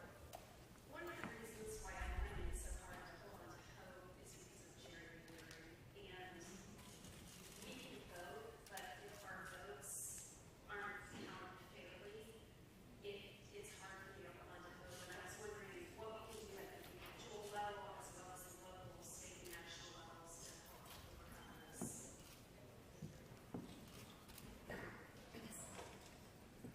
Thank you, that's certainly a great question. In the legislature, when we voted on the last set of maps, and you're absolutely right, even though Democrats, for example, in Ohio, even across the country, got more votes than Republicans, but I'm going to stick with Ohio. The districts are still carved out so that almost always there will be 12 members in the Congress from Ohio who are Republican and 4 who are Democrat. And that is based on gerrymandering. So one of the things that we can do, there are many organizations, the League of Women Voters is one organization that is fighting across this country to deal with gerrymandering. You can't give up hope. You got to make sure that you get out there and vote every single time because that is the greatest equalizer that we have. But 2020 is coming. And the same thing that happened in 2010 is going to happen again in 2020. And so we got to make sure that we win the seats. The congressional lines are drawn by the members of the legislature. So we have to make sure that we elect people who care about drawing the lines in a fair way and not a way that gives their political party the advantage. I don't believe that elected officials should choose their constituents. The constituents should be choosing the elected officials. So,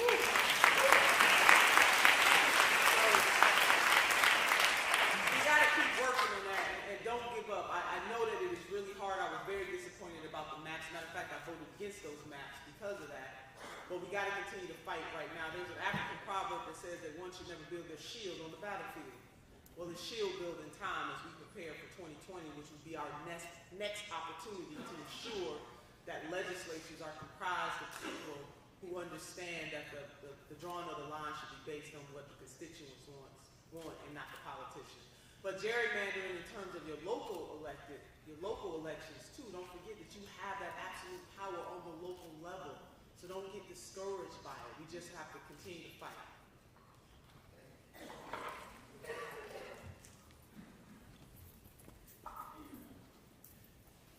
Hello, I'm your elder.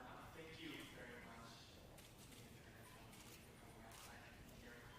In Columbus, Ohio, last week, we just published the Tax Incentive Review Committee, or TIRC. It says that we are currently not going to renegotiate or look at a tax vehicle given to Thailand cable. I'm wondering if you are elected for school board or city council, if we're electing members, what kind of partnerships can we look for with businesses to actually help people?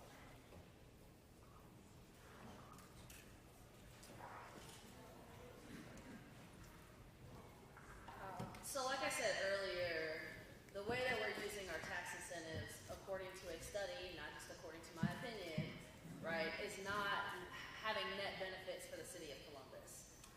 And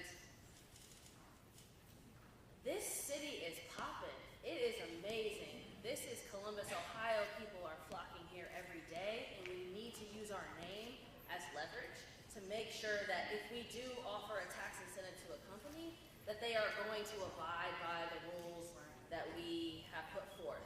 We need to make sure that if they say they are going to hire 400 people, that they hire 400 people, and if they don't, then we take away their tax exempt status. So,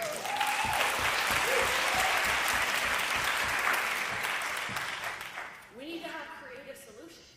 For example, Rogue Fitness, they manufacture CrossFit equipment.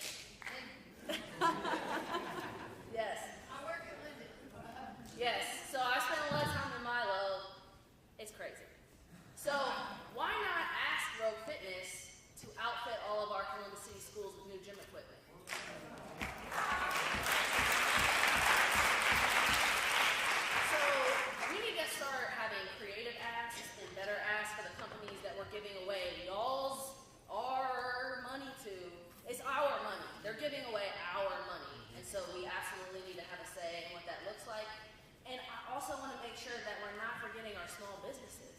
We can give tax incentives to small businesses to grow in their own neighborhoods and hire their own people.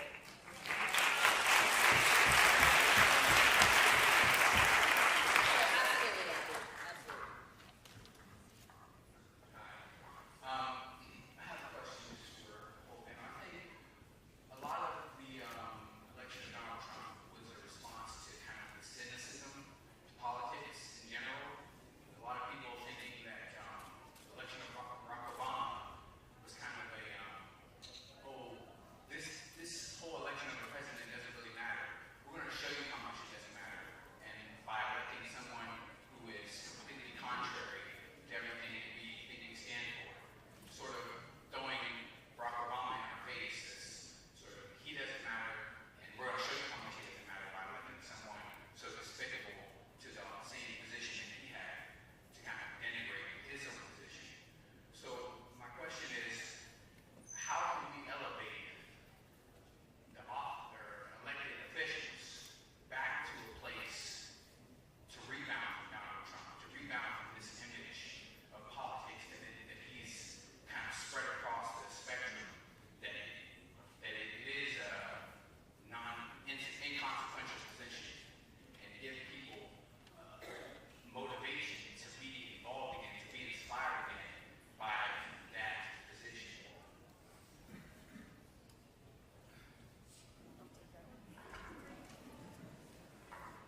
So, excellent question.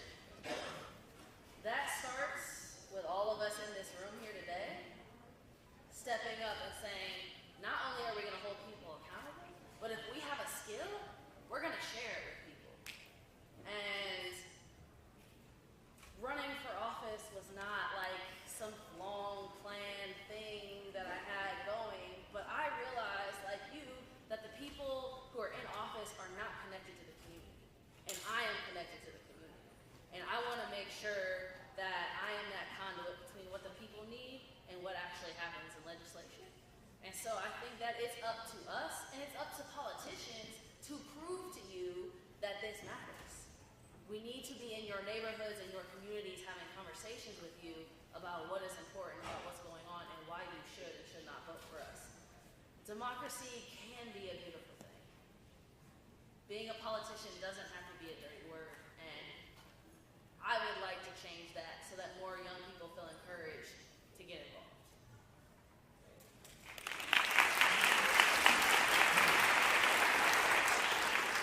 Just an FYI, we have about 10 minutes left for the Q&A, and then we're going to close. So we'll try to get in as many questions as we can. But these are pretty friendly people, so if you see them around afterwards, you know, you're like, all right. I volunteer with a group called Mid-Ohio Workers Association. It's a local group. If you don't know them, you should check them out. The biggest things, or the biggest differences that they do that any other group I volunteer with is they go on the ground to the poorest areas in Columbus, door-to-door canvassing, asking, what do you need? I don't hear that anywhere else. We're an amazing group of people, but I understand that, but the poorest people, the people struggling the most, are not here because they are at jobs or they don't have the time or the money or transportation to get here to have their voice heard. How do we get more people like that here? How do we hear the voice of the poorest and the suffering in Columbus here in this room so they can ask the questions that they need to and they don't have time? I think we go to them. That's what you're doing. That's what we need to do. And we need to do more of it. I know that we, as yes we can, as candidates, in my own professional work life, we go to the people. And I think as a community, you know, there's a lot of conversations about privilege right now, and you know, oppression and justice, and we have all these conversations in communities. But the reality is, together we have to come together and go to the people.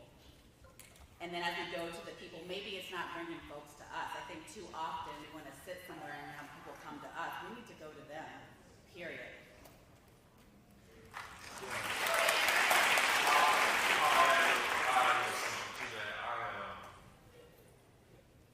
I think inherent in your question is the reality that kind of the privileged political class in America values some people far more than others. And see that and then live that out. And somebody made a statement recently that was really controversial. There was some deep truth in it, that in some of America's most impoverished communities, voting, particularly when we talk about voting in judges' races or district attorneys' races, voting in those communities is depressed in huge part because those communities also don't feel valued or connected. And so, inherent in your question is the reality that some people are just far more valued to politicians, and that's disturbing. And that's why the United States has one of the lowest voter turnouts of any large nation in the world. And so I was shocked when I found out some nations had as high as 85, 90%. In some nations, you actually have to vote, right? It's actually a requirement. So some nations are near 100%, but even nations that don't compel you to vote have 70 to 80%. We haven't had that in almost 100 years. We are almost just like at 50%. And so because of that, it's a problem, but it's also a wonderful opportunity for skilled leaders to say, I'm not just going to try to win over the same old people who vote, but there are tens of millions of Americans who aren't voting, and we do need to do the hard work of giving them real reasons why they need to be a part of this process. And then on the flip of that, there's a scandal in America to strip millions and millions and millions of people of their right to vote.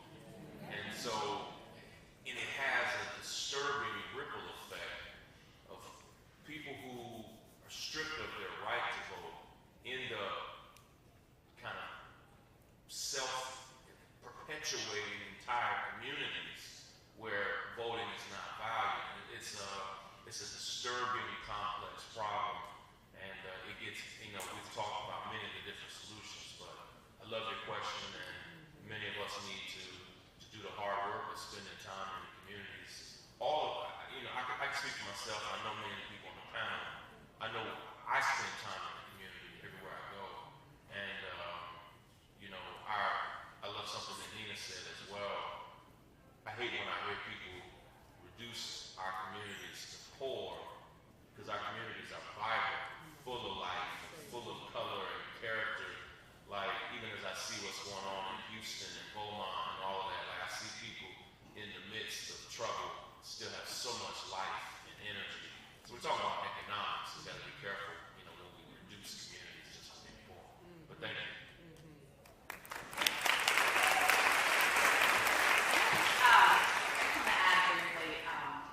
All too often with our school district in particular, where 90% of our families are poor, economically disadvantaged, people talk about families not being engaged and parents not showing up. And when I talk about partnerships that invest in our youth and our families, that is a great example of partnering with organizations and groups that can help with the outreach to families. I remember when my daughter was in kindergarten, her teacher came to our house and met with us before she started school. Ideal world that would happen every single school year with every single student.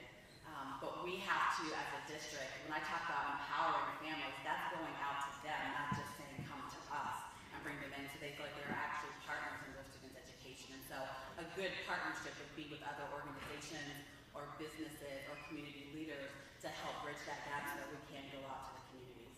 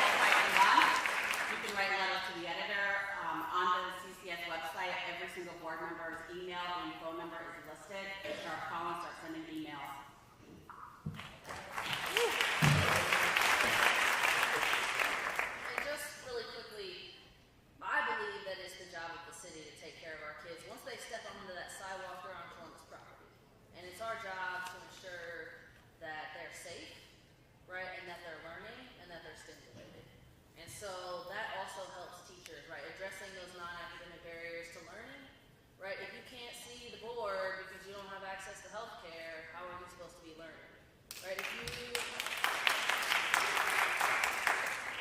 If your best friend was shot down the street last week, you need to be talking to somebody, or else you cannot focus on learning what you need to learn. And so I am committed that the city is going to make sure that we're supporting our kids.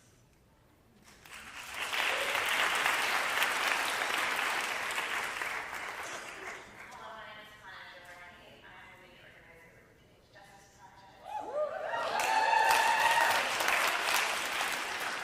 I'm a Black woman, and most importantly, I'm an abolitionist. And I'm calling myself an abolitionist because we have to, before I can touch on it, I need to give background what my question is about. Okay, so I call myself an abolitionist because slavery still exists.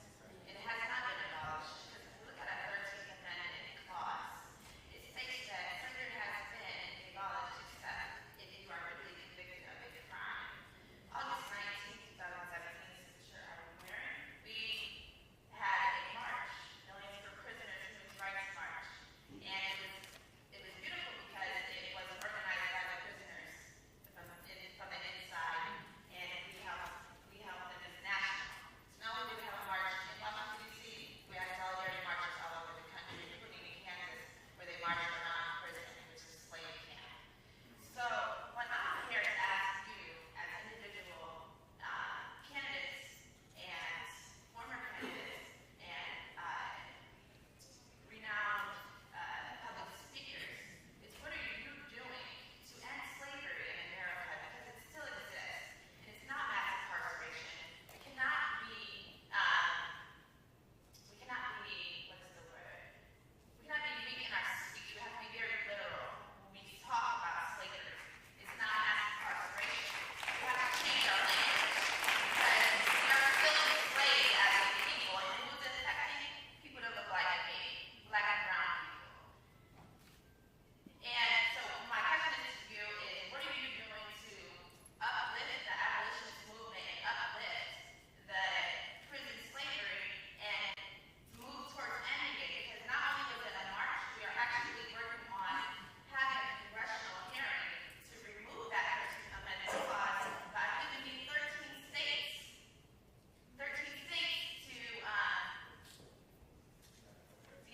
to ratify the amendment. So we need support from not only our local candidates, but our state candidates, so we can get this moved, because slavery still exists as we know it. And we have to stop mass incarceration, because that's not what it is. And if you are against slavery, then you are an abolitionist, and it's very important that we speak up for slaves' rights, because that's what it is. Thank you.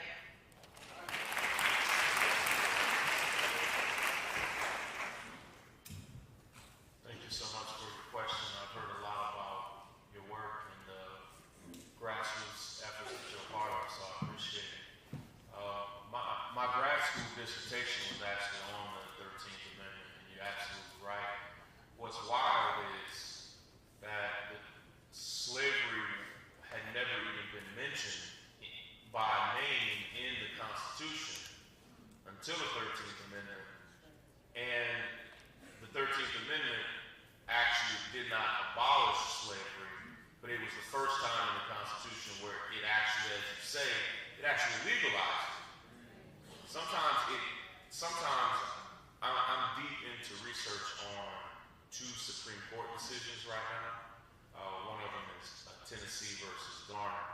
And sometimes it takes a nation 20 years or generations, it's only been 100 years, to understand what a section of an amendment or a Supreme Court ruling, what it actually means. And you're right. And so as a journalist, I've tried to expose multiple times the very thing that you're saying. It's what Ava DuVernay also labored to do in 13, and it's also what Michelle Alexander labored to do in the new Jim Crow. But I agree with you that if we don't have the right language for what we're up against, then we don't have an adequate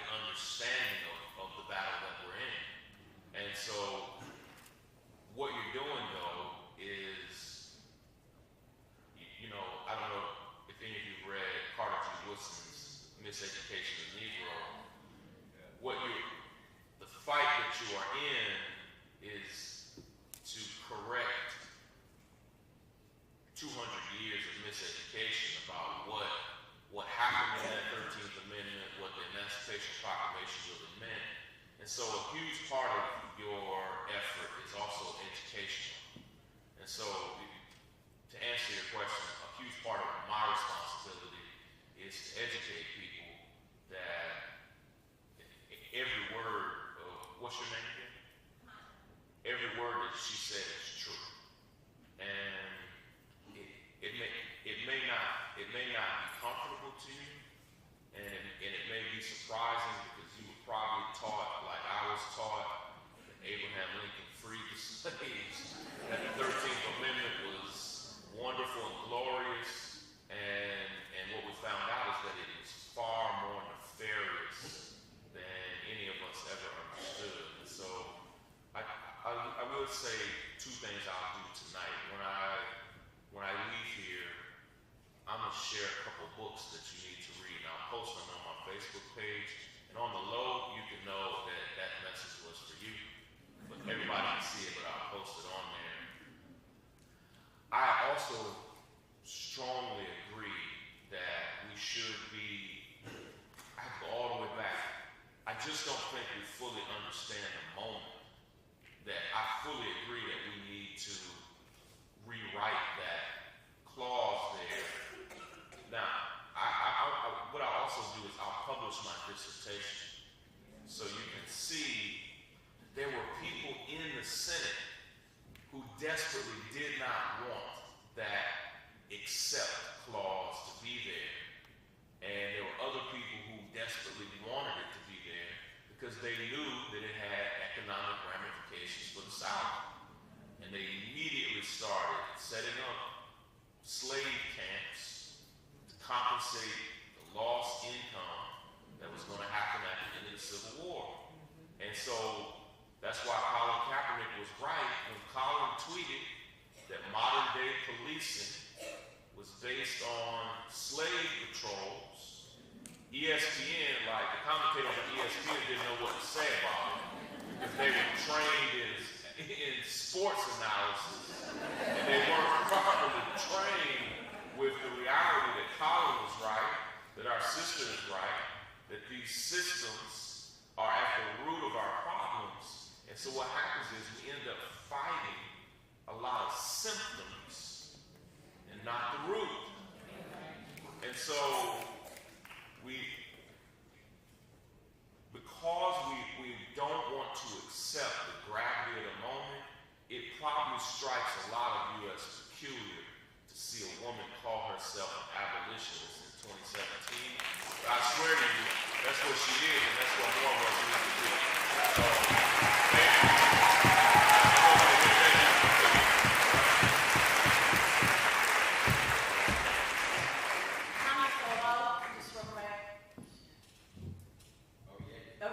Make sure you get with me before you leave so I can tell you how to get on the agenda for the board meeting if you want to speak, okay? Because make sure you get with me so I can make sure you're not on the agenda for the board meeting if you want to speak. All right, y'all. My apologies to those that are in line, but we got to keep moving. We got to get out of this building soon. So we got to end the Q&A. Like I said, I encourage all of you to talk amongst yourselves when the event is over, to engage, our wonderful panelists as they're kind of like going about their exit. But I believe the next step is to turn it over to Ms. Turner, who is going to make an action ask of us.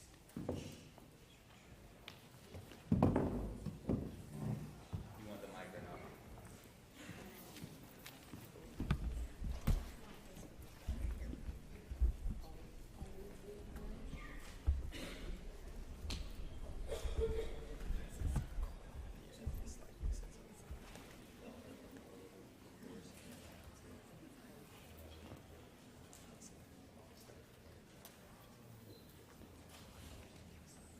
Well, I'm just finding out that the Facebook Live people can hear us all tonight. Oh my God. That's hurtful. Well, just for everybody to make sure, the action ask is for you to get involved, to not leave this place without touching one of these candidates that are running or the whole slate of candidates that are running. Make sure that you lift your voice and make your voices heard. and that all of us are certainly on assignment, and we all don't have to have the same assignment. For some of you, it's the environment. For some of you, it's racial injustice. For some of you, it's income and wealth inequality. For some of you, it's the prison industrial complex. We all don't have to have the same assignment because this work is so big. We need everybody doing a little bit of everything to change this around. Yeah, I want to thank Yes We Can or Columbus for this, the Working Families Party. I also want to ask all of you to make sure that you go to ourrevolution.com. We are running the People's Platform right now, and we have a list of 7 bills or 8 bills that we are working hard to try to get the Democrats in the House of Representatives to sign on to. One of those bills has to do with Medicare for all. And if you can be so kind to make sure that your member of the House of Representatives sign on to those bills. All 8 of those bills have been introduced by Democrats, so there's really no excuse for any Democrat in the House of Representatives to not sign on to that bill. They need to determine who they stand for and who they're standing with. Whose side are they on? The People's Platform. And on September the 13th, our very own Senator Bernie Sanders will be introducing his Medicare for All bill in the Senate. Which is good. Congressman John Conyers introduced the bill already in the House of Representatives, so I want to give him big ups for that. Well, whose side are you on? It's not that hard. So hopefully everybody feels encouraged, inspired. All of us can play a part in this. We don't have to have fancy titles to do something. Right. Whatever it is, put your hands to do something. And let us not worry about what we can't do. Let's not get caught up in what we can't do. Let's focus on what we can do. And each and every one of us can make a difference right here in our community. So let's do that. Big up. Let's give it up one more time for our panelists. And give it up for yourselves.